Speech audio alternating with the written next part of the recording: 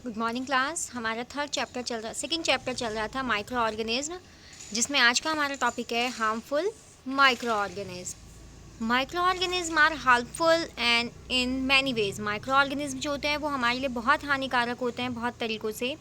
Some of the micro organism cause disease in human beings. कुछ micro organism ऐसे होते हैं जो ह्यूमन बींग्स को बीमार कर देते हैं, डिजीज़ कर देते हैं, बीमारियाँ कर देते हैं उन्हें। प्लांट्स एंड एनिमल्स, किस किस में कर देते हैं? ह्यूमन बींग्स में, प्लांट्स में एंड एनिमल्स में। Such disease causing micro organism are pathogen. वो माइक्रो ऑर्गेनिज्म जो कि क्या करते हैं? डिजीज कॉज करते हैं। Disease causing micro organism are called pathogen. वो माइक्रो ऑर्गेनिज्म जो डिजीज कॉज करते हैं क्या कहलाते हैं? पैथोजन्स कहलाते हैं। Some micro organism spoil food. कुछ माइक्रो ऑर्गेनिज्म होते हैं जो कि खाना ख़राब कर देते हैं। क्लोथिंग एंड लेदर, क्लोथ को और कपड़ों को भी और लेदर यानी चमड़े को भी ख़राब कर देते हैं। Let us study more about their harmful activities. उनके हार्मफुल एक्टिविटीज़ और क्या क्या होती है उनके बारे में अभी हम पढ़ेंगे। Disease causing micro organism in humans, जो कि ह्यूमन्स में डिजीज़ कॉज करने वाले माइक्रो ऑर्गेनिज्म है उसके बारे में हम पढ़ते हैं। Pathogen enter our body through the air we breathe.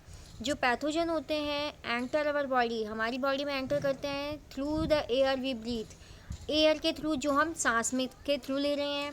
Water we drink, पानी से जो हम पी रहे हैं। और द फूड वी ईट, या फिर खाने से जो हम खा रहे हैं। They can also get transmitted by direct contact with an infected person. They can also get, ये अभी और किस तरीके से आ सकते हैं हमारे पास? Transmitted by direct contact, direct contact होने से विद एन इन्फेक्टेड पर्सन, किसी इन्फेक्टेड पर्सन के, अगर किसी को कोई बीमारी है और वो इन्फेक्शियस डिजीज़ है तो उसके डायरेक्ट कांटेक्ट में आने से भी हमें ये बीमारियां हो सकती हैं।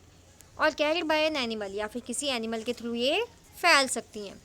Microbial disease that can spread from an infected person to a healthy person through air, water, food और physical contact are called communicable disease. Underline कर लीजिएगा स्टूडेंट्स।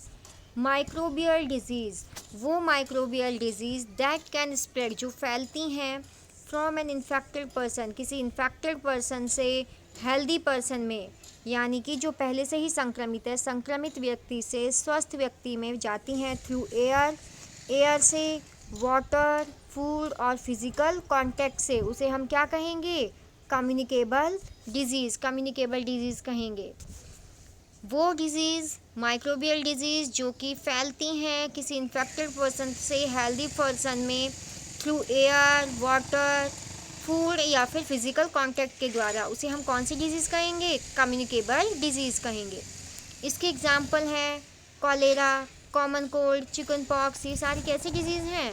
एंड ट्यूबरक्लोसिस, जो कि कांटेक्ट में आने से फैलती हैं या फिर एयर, वाटर, फूड के थ्रू फैलती हैं, इन्हें हम कहेंगे communicable disease. Next is when a person suffering from common cold, sneeze, fine droplets of moisture carrying thousands of viruses are spread in the air. When a person suffering from common cold, जब भी कोई व्यक्ति जिसको कि normal जुकाम हुआ है, sneeze, छींकता है। स्नीज मीन्स क्या होता है? छींकना। स्नीजिंग मीन्स छींकना। फाइन ड्रॉपलेट्स ऑफ मॉइस्चर, तो उसके छींकने से बहुत ही बारीक बारीक ड्रॉपलेट्स निकलती हैं मॉइस्चर की, जिनमें क्या होते हैं? थाउजेंड्स ऑफ वायरसेस होते हैं।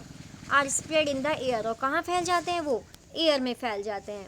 द वायरस में enter the body of a healthy person while breathing and causing infection. और द वायरस, अब ये जो वायरस एयर में फैल गया है, में enter the body of a healthy person, वो किसी स्वस्थ व्यक्ति के अंदर एंटर करेंगे while breathing and cause infection, जब वो ब्रीथ करेगा, सांस लेगा, और इस तरीके से उसमें क्या करेगा? वो इन्फेक्शन कॉज करेगा। Next is then how do you prevent the spread of communicable disease. तो हम किस तरीके से इन कम्युनिकेबल डिजीज़ को फैलने से रोक सकते हैं? We should keep a handkerchief on the nose and mouth while sneezing. हमें अपने मुंह पर और नोज़ पर हैंकी लगा लेना चाहिए वाइल स्नीजिंग, जब हम छींक रहे हैं। It is better to keep a distance from infected person, और ये ज़्यादा अच्छा है कि आप किसी इन्फेक्टेड पर्सन से दूरी बनाए रखें।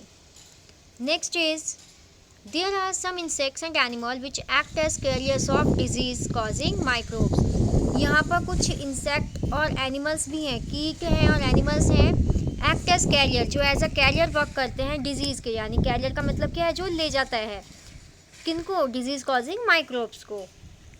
House fly is one such carrier. House fly यानी कि जो हमारे घरों में साधारण मक्खी होती है, वो भी एक क्या है, कैरियर ही है। The flies sit on the garbage and animal excreta. ये फ्लाइज क्या करती हैं, जो मक्खियाँ होती हैं, ये गार्बेज कचरे पर बैठती हैं और एनिमल के एक्सक्रीटा पर बैठती हैं, यानी कि एनिमल्स के वेस्ट पर बैठती हैं। Pathogen stick to their bodies, और जो पैथोजन्स होते हैं उस कचरे में और उस एक्सक्रीटा में, वो उनकी बॉडी पर चिपक जाते हैं। When these flies sit on uncovered food, और अब जब ये फ्लाइज या मक्खियाँ अनकवर्ड फूड पर, बिना ढके हुए खाने पर बैठती हैं, दे में ट्रांसफ़र द पैथोजन, और तो क्या करती हैं, ये पैथोजन्स को ट्रांसफ़र करती हैं। Whoever eats the contaminated food is likely to get sick। जो भी कोई इस contaminated food को खाता है, उसे क्या हो जाता है, sick यानी बीमार हो जाता है। So it is advisable to always keep food covered। इसीलिए कहा जाता है, ये एडवाइस दी जाती है आपको कि हमेशा खाने को कैसा रखना चाहिए, ढक कर रखना चाहिए। Avoid consuming uncovered items of food, और अनकवर्ड आइटम्स को, यानी जो बिना ढका हुआ खाना है, उसे हमें खाने से अवॉइड करना चाहिए, नहीं खाना चाहिए। Another example of a carrier is the female anopheles mosquito. दूसरा जो एग्जाम्पल है कैरियर का, वो कौन सा है, फीमेल एनाफिलीज मॉस्किटो। अंडरलाइन कर लीजिएगा इसे, female anopheles mosquito, which carries the parasites of malaria. जो क्या करते हैं, कैरी करते हैं पैरासाइट, किसके, मलेरिया के पैरासाइट्स को कैरी करते हैं। प्लाज्मोडियम, मलेरिया का जो पैरासाइट है वो कौन सा है, प्लाज्मोडियम है।